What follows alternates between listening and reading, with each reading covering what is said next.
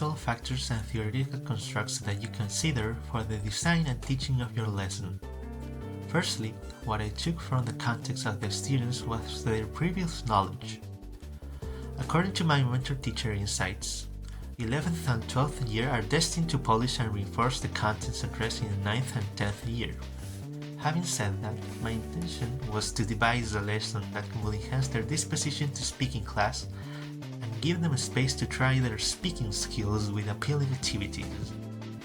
It is a truth that speaking is not bolstered enough at public and co-funded schools, with this leading the learners to have little confidence towards their English level and develop tendencies to avoid class interaction in the lessons when they are required to elaborate answers mid-class.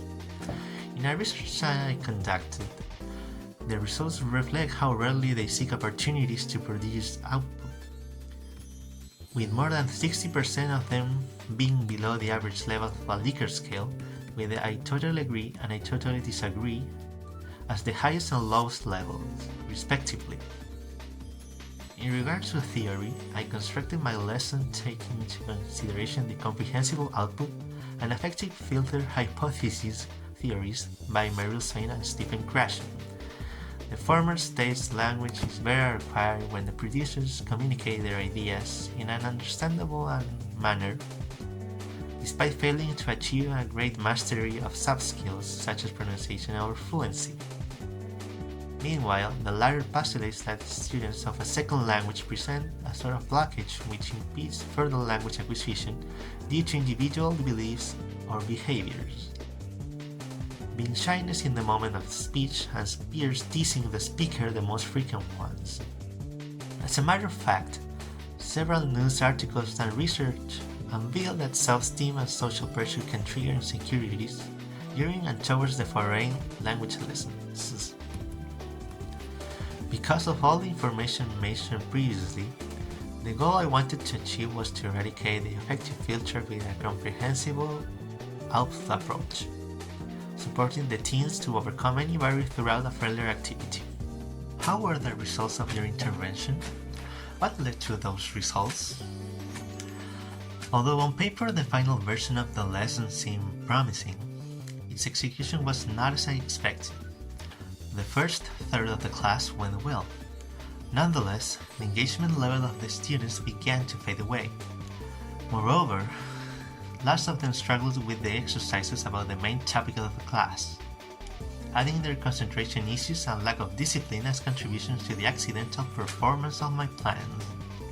Lastly, at the end of the intervention, we had very little time to put the production stage into action. Only a few of them thrived, whereas most of the group didn't commit to the tasks presented to them. What I can say is that I might have overestimated their in-class attitude. I thought they would behave more properly because they would be more sympathetic with me, since I was a pre-service teacher. Yet in the end, students usually act the same whether they are facing a pre-service teacher or a graduated educator.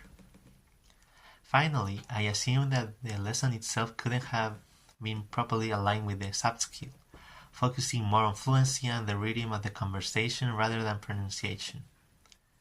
Therefore, revision and editing perfecting is a must-do for me. What are the implications of teaching your lesson and your pedagogical practices as a teacher of English? One implication I can bring to the discussion is opening your mind to different perspectives and techniques according to the group you are teaching. For example, one class values more visual aids and media content, whereas another prefers to learn with recordings alongside speaking drills or role plays. As a teacher, it is crucial to recognize what methods work better for each grade. Additionally, a teacher must know that creating a lesson requires time and energy from themselves. Even though my mentor teacher believed that the intervention was well planned, I acknowledge that I could have spent more time to perfect it. Nevertheless, it is a good starting point for future lessons to be created. In fact, she borrowed my material to use it with other grades at school.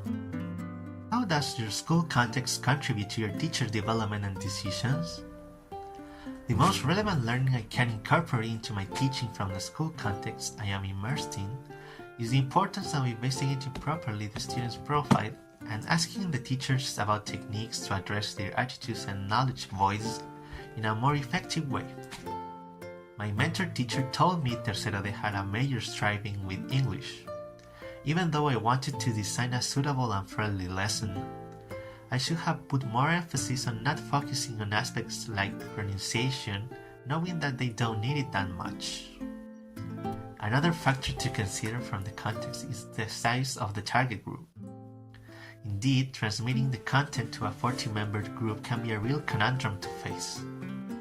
After the outcome of my lesson, I understand that conversational activities might not be the best choice due to the noise and limited feedback it can be provided from it. From now on, I will look into more suitable methodologies in depth, depending on the size of the class.